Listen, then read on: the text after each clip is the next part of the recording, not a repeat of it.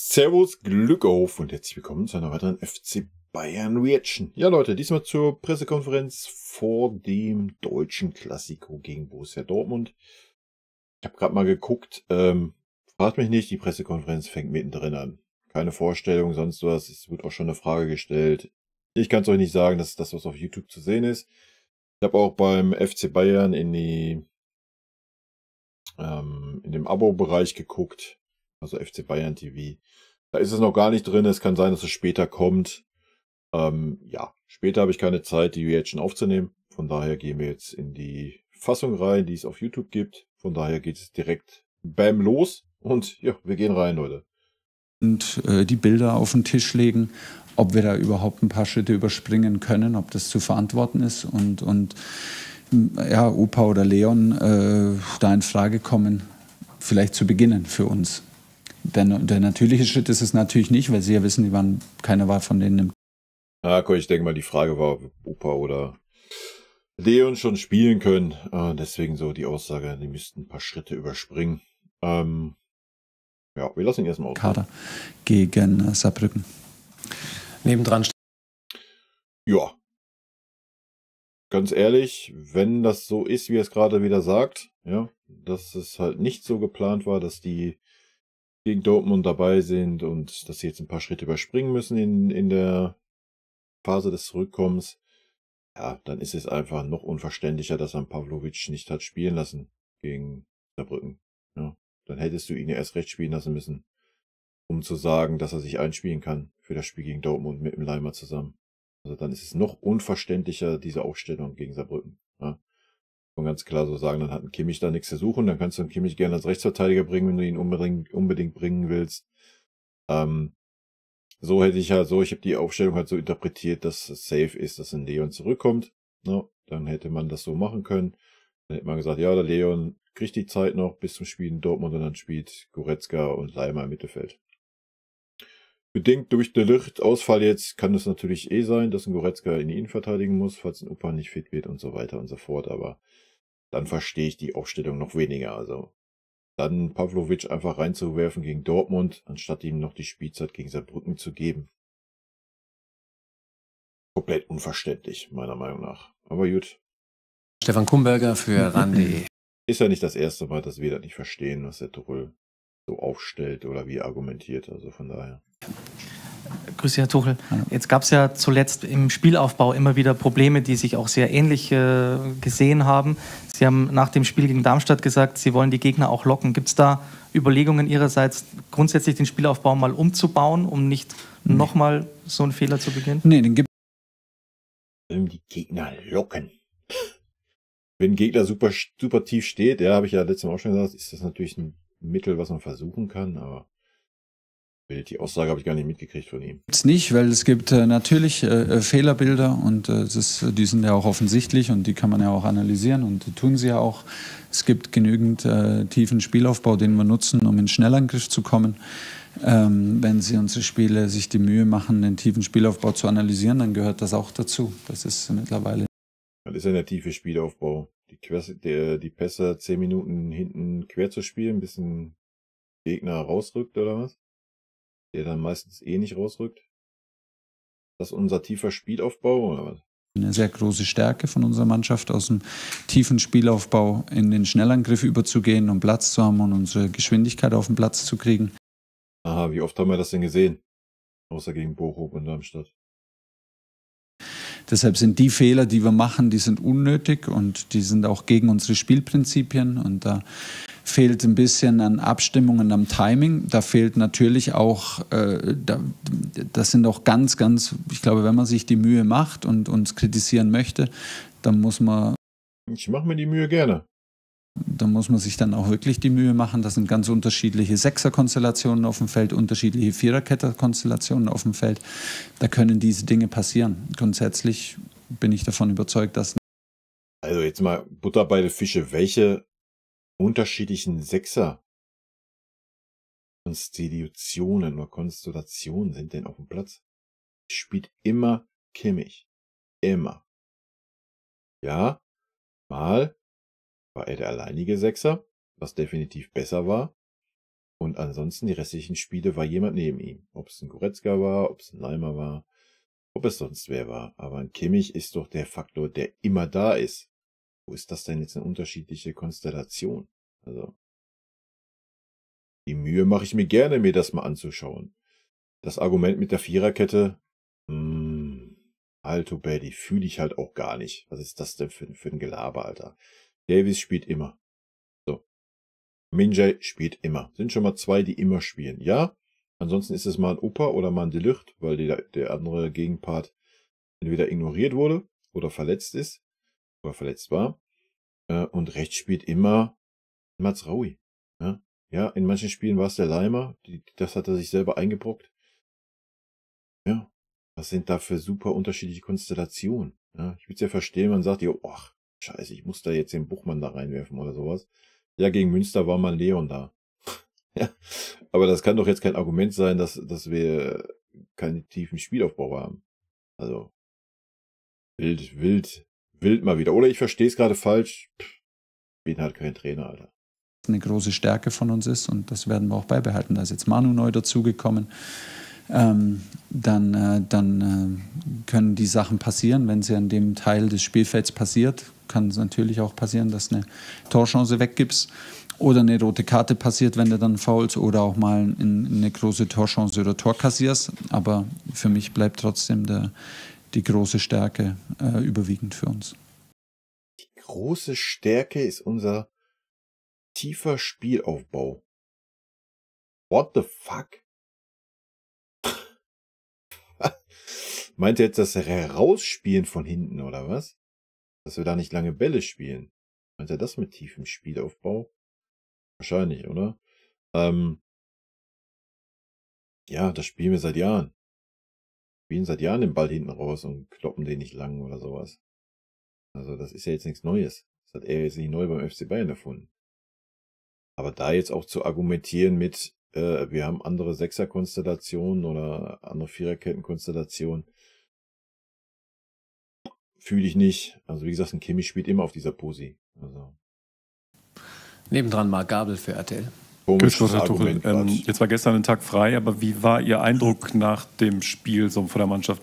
Resignation, Wut, so jetzt erst recht, so ein bisschen dieser Spirit. In der Vergangenheit war es ja oft so, dass dann nach so Tiefschlägen gerade die Bayern dann eine Reaktion gezeigt haben. Und was spricht dafür, dass das morgen auch der Fall ist? Also zum einen, Resignation. Hey, da fühlt er sich aber gleich angegriffen, ne? Und überhaupt nicht, weil es gar keinen Grund dafür gibt zu resignieren. Waren alle sehr enttäuscht, waren sehr ruhig. Was mir gut gefallen hat, niemand hat rumgeschrien, es hat niemand den anderen beschuldigt, weil da überhaupt keine Not dafür besteht. Wir waren alle extrem enttäuscht, weil unser Ziel war eindeutig und eindeutig formuliert. Wir wollten. Ja, ich sag wieder, das große Ziel die Saison war es, nach Berlin zu kommen, Alter, dann. Nach Berlin, wir wollten den Pokal gewinnen. Ja, wir wollten den Pokal gewinnen, lassen unseren besten Stürmer dann 90 Minuten auf der Bank. So ein klares Zeichen, dass wir den Pokal unbedingt gewinnen wollten, oder? Denke ich schon. Das ist ein ganz klares Statement. Das müssen wir sehr früh in der Saison abhaken und dann einfach auch mal verdauen. So, und klar erzählen wir die Geschichte dieses Spiels jetzt am Ergebnis, so ist es im Pokal. Junge, du willst jetzt aber nicht die Geschichte dieses Spiels erzählen, dass wir gut gespielt haben. Alter, also das jetzt noch zu rechtfertigen, I don't know. Ja, zweite Halbzeit haben wir versucht, das Tor zu machen, haben ein bisschen wild angerannt, aber du kannst doch nicht so eine erste Halbzeit da abliefern. Ja, und so stark war die zweite Halbzeit jetzt auch nicht, also wild. Na klar kriegst du den Konter in der 90. Plus, aber ist das unser Anspruch zu sagen, wir retten uns gegen Drittligisten in die Verlängerung und wechseln dann Harry Kane ein oder was? Was ist denn los mit dem Tuchel, Alter? Das gleiche Spiel mit einem Tor für uns in der zweiten Halbzeit hat wahrscheinlich ein drittes, viertes Tor für uns und wir sagen, ja gut, war schwierig, die waren fleißig, waren tief gestanden, die haben, solange die Kräfte gereicht haben, uns das Leben schwer gemacht und am Ende haben wir unspektakulär gewonnen, seriös. Ja, das ist doch genau, was der Tuchel hören will. Wir haben unspektakulär gewonnen, wir haben seriös gearbeitet, wir sind nicht hektisch geworden. Ne? Das ist nämlich Tuchels Matchplan. Ja, wir warten so 70 Minuten, können wir uns auch mal ausruhen in der Halbzeit. wird schon hinhauen mit ein bisschen Glück, dass wir nicht 2-0 hinten liegen. Läuft doch dann, ne? Das ist doch toll, Fußball. Das ist unsere neue Philosophie im Verein. Ist erledigt und gehen nach Hause. Natürlich haben wir das alles nicht geschafft und das wiegt dann auch schwer und das braucht, glaube ich, eine Zeit zu verdauen und ich glaube, dass gerade bei einer Pokalniederlage die Schmerzen, die kommen immer wieder, bei jeder Auslosung, bei jeder Runde und so weiter, spürst du den Schmerz wie so ein Phantomschmerz und das wird nicht weggehen. Aber wir haben keinen Grund zu resignieren, wir haben keinen Grund mit dem Finger aufeinander zu zeigen, wir haben eine Ich gehe schon wieder mit dem Argument an, Alter. Irgendwas ist da im Busch, ey. Eine tolle Serie in der Bundesliga. Wir haben eine Mannschaft, der wir nach wie vor vertrauen. Und wir fahren morgen nach Dortmund, um das Spiel zu gewinnen gegen alle Schwierigkeiten. Und natürlich ist das eine Niederlage für Bayern, eine Niederlage im Pokal, spricht gegen das Grundgesetz des FC Bayern München und tut brutal weh und macht uns alle den Alltag nicht leichter. Aber so ist es, gehört leider zum Sport dazu. Wir wollten es mit aller Macht vermeiden. Und es ist trotzdem passiert und jetzt gilt es, eine Reaktion zu zeigen. Aber die Reaktion ist im Moment ruhig, fokussiert. Wir treffen uns heute Nachmittag, nachdem wir gestern erst wieder gelandet sind, machen jetzt ein gutes Abschlusstraining und gehen dann wieder in den Flieger. Nächstes Julian Wolf für die Weltmänner hier, bitte. Hier vorne, hallo. Hallo Torre. Sie sagten gerade, gegen alle Schwierigkeiten fahren Sie nach Dortmund, um zu gewinnen. Sebastian Kehl hat gesagt, der BVB spielt einen erwachseneren Fußball in letzter Zeit. Was wird der Schlüssel sein, unabhängig jetzt vom Personal? Was wird spielerisch der Schlüssel sein morgen? Dass wir unsere Leistungsgrenze spielen, dass wir dass wir in unserer Leistungsgrenze spielen. Ich habe noch kein Spiel gesehen, wo wir die Saison 90 Minuten in unserer Leistungsgrenze gespielt haben. Aufmerksam spielen, dass wir unser bestes Level abrufen, ganz einfach gesagt, von der ersten bis zur letzten Minute. Ich glaube, dass wir genug Qualität haben, dass wir genug Form haben und dass wir haben genug Form. Ja, das haben wir ja gegen Saarbrücken gesehen, was wir genug Form haben. Genug Spirit haben, um Dortmund zu schlagen. Wir fahren ganz klar nach Dortmund, um das Spiel zu gewinnen, um unseren Lauf in der Liga fortzusetzen. Ich habe Vertrauen, dass wir das schaffen. Es ist völlig legitim, dass Sebastian Kehl das so sieht, hat mit unserer Spielvorbereitung, mit unserer Auffassung zu dem, was wir machen, nichts zu tun. Zweite Reihe, Carrie Hau für Sport 1. Hallo Herr Tuchel, Jerome Boateng wird dann nochmal ein Thema, jetzt nachdem auch De Ligt ausfällt oder ein anderer ablösefreier Verteidiger, weil ja die Situation schon prekär ist in der Innenverteidigung? Ja, im Moment nicht. Im Moment gibt es keine Überlegungen daran, was... ja, das wäre auch der hohen Alter, wenn das Thema jetzt wieder aufkommen würde. Zu ändern.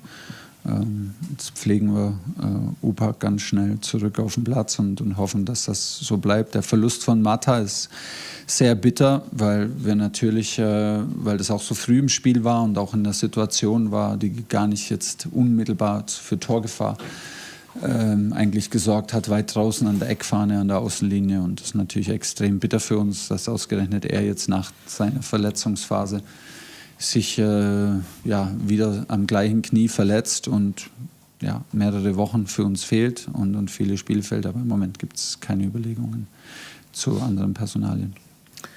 Heiko Niederer für Bild. Hallo Herr Tuchel, Sie haben gerade so ein bisschen von den Grundgesetzen beim FC Bayern gesprochen. Ein Grundgesetz ist auch, dass nach so einem Spiel ein bisschen Kritik am Trainer aufkommt. Lothar Matthäus hat gesagt, er sehe, seit Sie da sind, keine Weiterentwicklung. Didi Hamann hat gesagt, Sie haben es nicht geschafft. Ich sehe bei den beiden auch keine Weiterentwicklung. Können wir vorspulen? Okay, Didi Hamann lasse ich dann jetzt mal weg.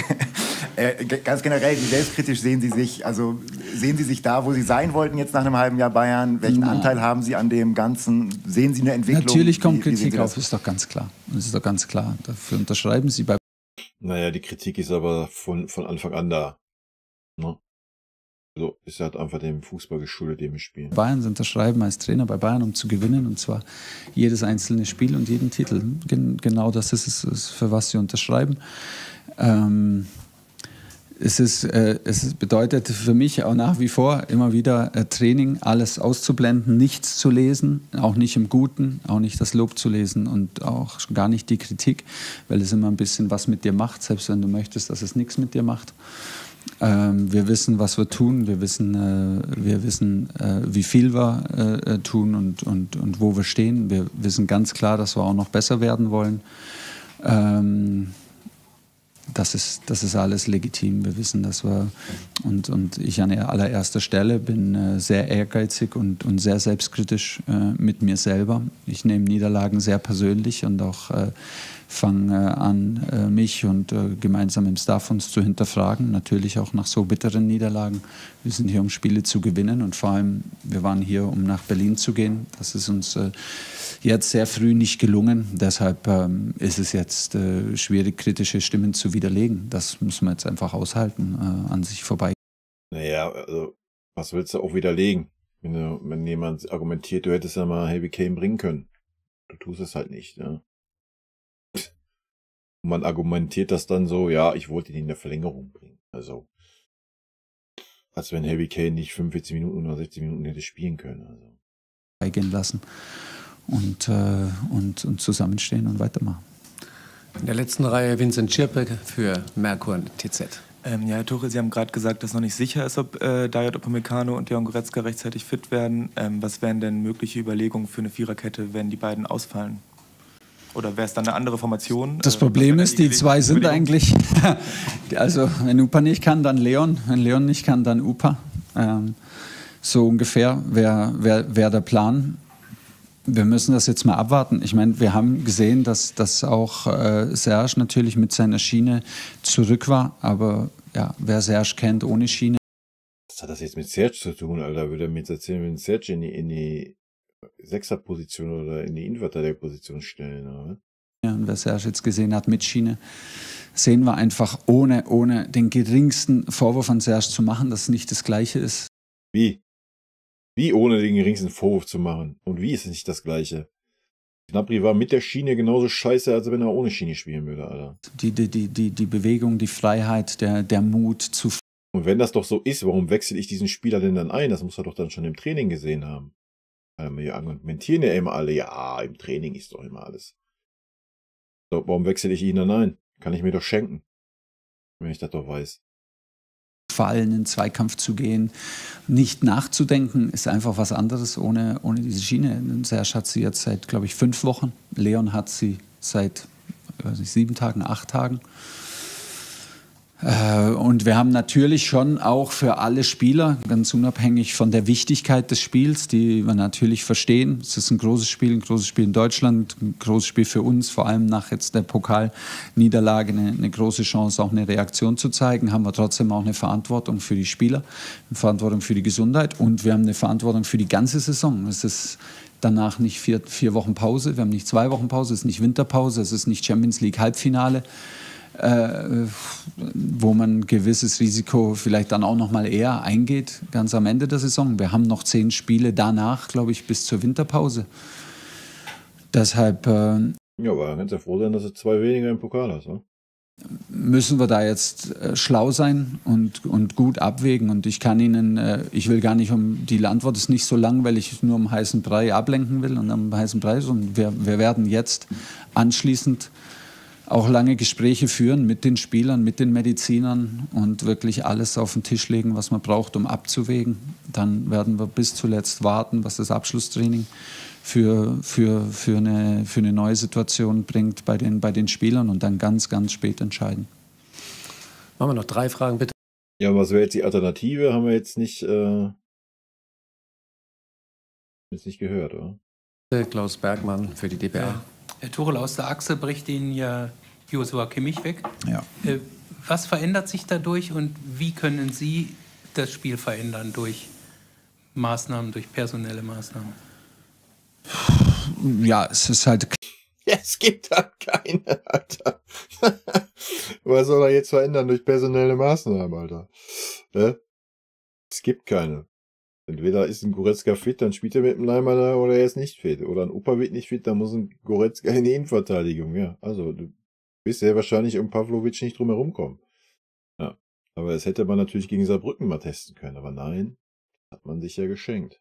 Warum? I don't know. Klar, ein Fixpunkt in unserem Spiel, wie Sie sagen, in der Achse, in der Mitte des Spiels. Leon sage ich schon, weil hier auf dem Zettel steht.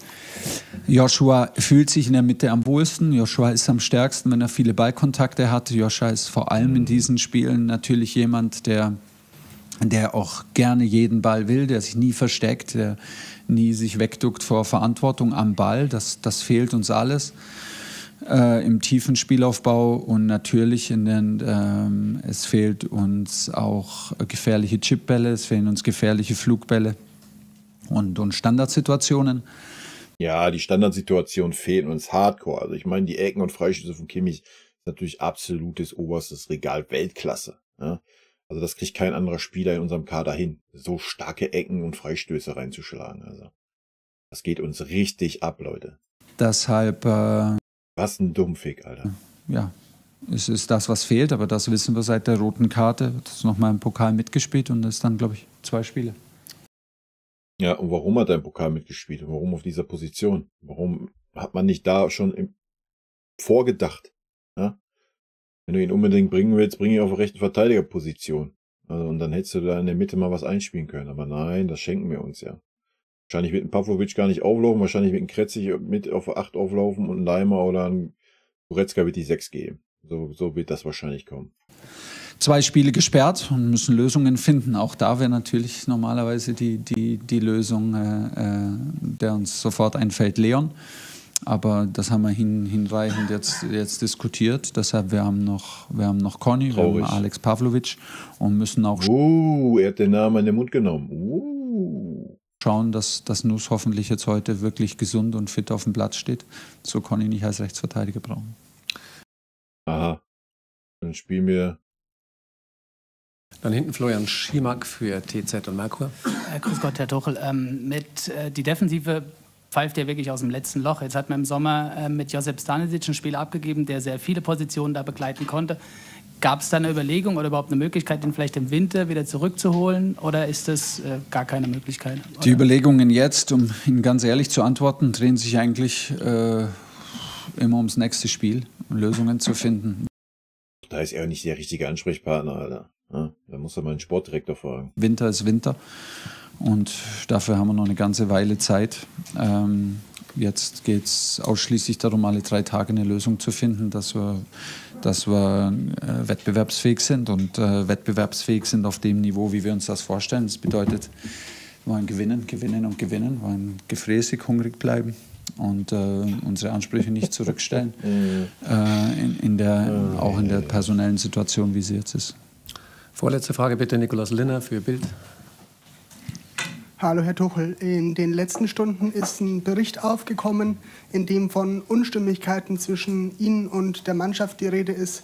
Da heißt es, manche Spieler würden sich über Ihre, Zitat, teils distanzierte Art wundern. Wie stehen Sie dazu und wie sehen Sie Ihr Verhältnis zur Mannschaft? Es tut mir jetzt schwer, über einen Bericht, der, wie Sie sagen, vor einer halben Stunde aufgekommen ist. Da hätte ich gerne ein bisschen mehr Informationen dazu. Und dann, selbst dann wüsste ich nicht, ob ich Lust habe, darauf zu antworten. Ich habe keinen einzigen Bericht gelesen. Ich lese nie Berichte, weil wieso sollte ich Berichte lesen, wenn ich ja selber dabei bin? Ich denke, ich bin ein Teil einer großen Mannschaft, ein Teil eines großen Clubs. Ich habe meinen Anteil, wenn wir gewinnen. Und ich habe selbstverständlich meinen Anteil, wenn wir verlieren. Wenn wir Spiele verlieren, K.O.-Spiele beim Drittligisten, können wir nicht erwarten, dass draußen Elogen geschrieben werden. Das tun wir auch nicht. Aber es macht dann auch keinen Sinn, darauf zu reagieren. Es ist alles gut im Innenverhältnis zwischen uns, sonst wären wir nicht in der Lage, die Saison so zu bestreiten, wie wir sie bisher bestreiten. Und da wird auch jetzt... Also erstmal hat er natürlich recht. Ja, also ich würde auf sowas als Trainer auch nicht eingehen, wenn sich da ein Reporter hinsetzt und mir so eine Frage stellt. Ob da jetzt ein Fünkchen Wahrheit dran ist oder nicht, sei mal dahingestellt. Aber ja, seine Aussagen sind aber auch schon ein bisschen verblendet, wenn man das so hört. Ja. So, ja, wir würden nicht so eine starken Leistungen bringen, wir wären nicht da, wo wir sind. Wir haben keine starken Leistungen gebracht. Ja. maximal eine Halbzeit pro Spiel. Also, das ist nicht der Anspruch, den wir haben. Also, ja, die Ergebnisse haben gestimmt. Ja. Ich bin sehr gespannt, ob das Ergebnis gegen Dortmund stimmen wird. Wir müssen auf jeden Fall ein Tor mehr schießen, wie wir hinten kassieren. Wir werden mit Sicherheit einige kassieren. Und wenn man sieht, was da sehr wahrscheinlich auflaufen wird. Ja, aber mal abwarten. Wer weiß, vielleicht überrascht uns ja die Mannschaft. Aber ich denke, nach dem Spiel gegen Dortmund kann man auf jeden Fall sehen, ob da irgendwas dran war oder nicht. Ja. Weil, wenn die Mannschaft da jetzt Vollgas gibt und Feuer frei macht, keine Diskussion über das Verhältnis von Trainer und Mannschaft. Eine Niederlage, eine sehr, sehr bittere Niederlage, nichts daran ändern. Gerade im jetzigen Moment ist es wichtig, dass wir zusammenbleiben, uns intern und gemeinsam mit der Mannschaft die Ruhe bewahren und uns auf unsere Stärken besinnen, die wir zweifelsfrei haben. Marc Gabel nochmal zum Abschluss, bitte. Thomas Müller hat nach dem Spiel meiner Meinung nach nicht ganz zu Unrecht so ein bisschen kritisiert, dass er nur einer von 6 Spielern war, die sich da den Fans so ein bisschen gestellt haben. Können Sie das nachvollziehen? Und ist darüber gesprochen worden, wie es dazu kam? Und ja, Thomas hat das auch artikuliert in der Kabine. Das ist auch richtig und das ist auch sein gutes Recht. Und natürlich ist auch er derjenige, der den Club am besten kennt und weiß, was das bedeutet. Das sollte allerdings, und er hatte da auch Verständnis dafür und wusste das auch sofort einzuschätzen, das war in keinster Weise geringschätzig. Wir lieben den Support in Auswärtsspielen, der ist sensationell gut. In all unseren Auswärtsspielen, ich kann jetzt jedem einzelnen Fan, der mitgefahren ist, versichern, das war einzig und allein der maximalen Enttäuschung geschuldet, da in der 96. Minute aus dem Pokal auszuscheiden. Ich kann es noch mal wiederholen, wir wollten nach Berlin, das war unser... Ja, könnte ich beim Spieler verstehen, wie es ein Tell ist, der trotzdem in der Kurve war, der super jung ist, der sowas noch nicht erlebt hat. Da würde ich das verstehen, dass man so argumentiert und sagt, die Enttäuschung war da im Vordergrund, ja. Aber irgendwelchen Spielern, die seit 10 Jahren oder mehr oder vielleicht auch ein paar Jahre weniger da im Profifußball sind, ist das für mich eine scheinheilige Ausrede. Ja, also das ist ja nicht die erste Niederlage, die Leute haben. Ja, du musst ja nicht da hingehen und da rumdiskutieren oder so, aber du kannst ja wohl mal eben da für 10 Sekunden dich da hinstellen und den Fans mal eben applaudieren und dich bedanken, dass sie da waren und dass sie trotz dieser katastrophalen Leistung die Mannschaft noch 7 Minuten unterstützt haben. Also das denke ich schon, da hat ein Thomas Müller recht, das kann man mal kurz machen. Ja, auch wenn eine Enttäuschung da ist. Aber nochmal, da sind Spieler bei, die haben schon ganz andere Enttäuschungen erlebt. Sollten wissen, was die Art und Weise ist. Ja, meine Meinung. Ganz klar kommuniziertes Ziel. Niemand sollte uns davon abbringen, dort reinzubringen. Ich bin auch direkt reingegangen, erstmal, um sich kurz zu sammeln, um das überhaupt, in der allerersten Enttäuschung, da möchte ich daran appellieren, dass sich wirklich kein Fan auf den Schlips getreten fühlt, auch wenn Thomas in der Sache recht hat. Aber so wie das entstanden ist und in der Enttäuschung waren Spieler da einfach in dem Moment nicht mehr in der Lage, dorthin zu gehen. Und lächerlich. Oder das ist eine Ausrede, die fühle ich gar nicht. Ich habe es gerade gesagt, umso mehr ich ihm zuhöre, umso weniger fühle ich das, was er erzählt. Das zu tun, was sie normalerweise selbstverständlich gerne tun, weil wir für den Support in Auswärtsspielen sehr, sehr dankbar sind. Vielen Dank, Coach. Danke euch. Bis ja, das war die PK. Stimmt sie mich jetzt zuversichtlicher? Weiß ich nicht. Man muss das jetzt auch nicht zu schwarz reden oder sehen. Ich denke, unsere Offensive ist fit, ist da. Wir haben in der Offensive sogar noch genug Alternativen, um nachzulegen. Die Defensive geht am Stock. Ja, Min-Jae, katastrophale Form. Wird sich um 100% steigern müssen gegen Dortmund. Alphonso Davies dasselbe. Mazraoui hat auch bisher noch nicht wirklich eine gute Form gehabt. Wird sich auch wahnsinnig steigern müssen, wenn er da sein sollte gegen Dortmund. Dasselbe gilt für Conny Leimer und dasselbe gilt für Goretzka, sofern die Spieler spielen können. Ja, also die ersten 4 oder vorne die 4, denke ich, müssen wir uns keine Sorgen machen. Alles, was dahinter ist, wird super interessant zu sehen sein. Das können wir festhalten. Und der Vorteil vielleicht für uns, dass Dortmund gerade auch nicht den Hurra-Fußball spielt. Zumindest so von außen betrachtet auf die Ergebnisse. Oft 1-0 oder sowas. Ja, man wird sehen. Ja, es muss auf jeden Fall eine Reaktion kommen von unserer Mannschaft. Und natürlich sind wir in der Lage, Spiele zu gewinnen. Aber Dortmund hat natürlich immer in der Offensive Qualität. Und wenn ich dann gerade unsere aktuelle Defensive sehe, schwierig. Wie ich schon sagte, Harry Kane ist wieder da. Ja, wir müssen vorne mehr schießen, wie wir hinten bekommen. Das ist die Devise für dieses Spiel. Ja. Ich denke auch, dass wir es nicht können und sagen, wir stellen uns erstmal hinten tief rein oder sowas. Mit der Mannschaft, mit dieser Form, die wir hinten haben, kannst du das halt auch vergessen. Also du musst Feuer freigeben und nochmal, du musst vorne ein Tor mehr schießen, wie du hinten kriegen wirst. Das ist, denke ich, unsere einzige Wahl, die wir irgendwie haben. Aber gut, ich bin sehr gespannt aufs Spiel. Ich gehe jetzt in den Taktikfuchs rüber und guck mal, welche Aufstellung ich irgendwie auf den Platz zaubern könnte. Wird wahrscheinlich sehr unspektakulär werden, weil sich, glaube ich, 10 von 11 Spielern selber aufstellen. Von daher. Aber gut, wir schauen mal, Leute. Ich bedanke mich. Ich wünsche euch ein gutes Spiel, hoffentlich ein gutes Ergebnis am Samstag und wir sehen uns allerspätestens Dienstag im Stream, wer Bock hat, 18 Uhr. Vielleicht auch schon Montag, 18 Uhr, weiß ich noch nicht genau, aber sehr wahrscheinlich erst Dienstag. Also in diesem Sinne, tschüssi.